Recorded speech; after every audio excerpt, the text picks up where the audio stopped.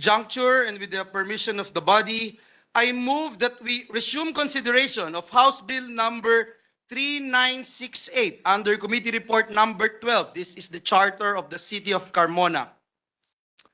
There being no objection to the motion of the Majority Floor Leader, the resumption of consideration of House Bill number 3968 is in order. Thank you very much, Mr. President. The parliamentary status, Mr. President, of the measure is that we close the period of interpellations and debate, and I am now moving to open the period of committee amendments and recognize the chairperson of the Committee on Local Government, Senator Joseph Victor Ejercito. Our distinguished colleague, Senator J.V. Ejercito, the chairperson of the Committee on Local Governments, is recognized.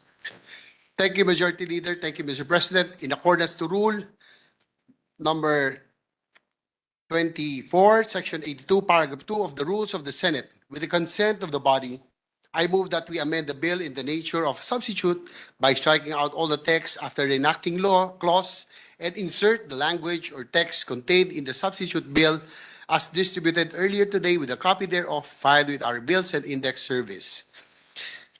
Mr. President, we would like to thank also our colleagues for their input, especially the Senate Minority Leader, for helping us craft and improve the House bill.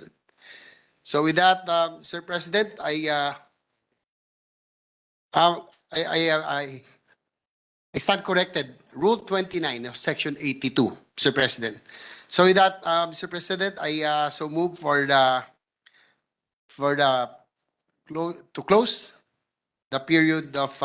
We'll do that, Mr. President. But before that, Mr. President, we'd like to put on record that our distinguished colleague, Senator Bongo, would like to be made co-sponsor of this House Bill 3968. So move, Mr. President.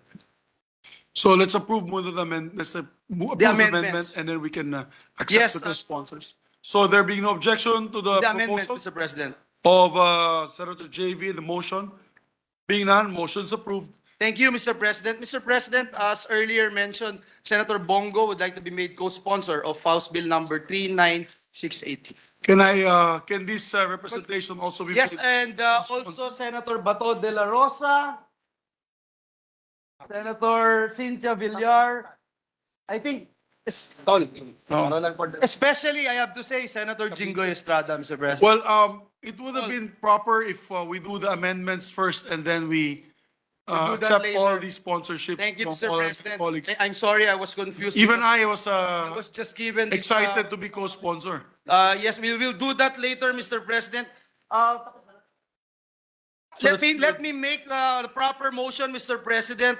With no other amendments, I move to close the period of amendments.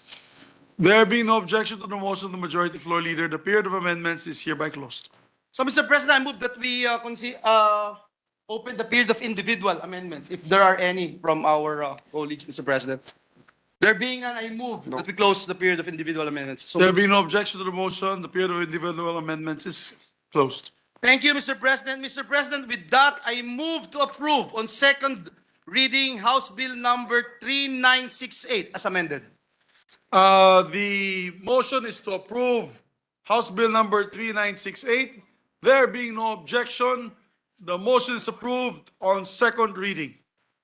The measure is approved on second. Thank you, Mr. President. And at this Congratulations to the And at men this- and women of Carmona. And at this juncture, Mr. President, I move that all members of the Senate Be made co-sponsors. be made co-sponsors, Mr. President. There being no objection to the motion is approved. May I ask for a minute suspension, Yes, Majority Mr. Leader? President, but before we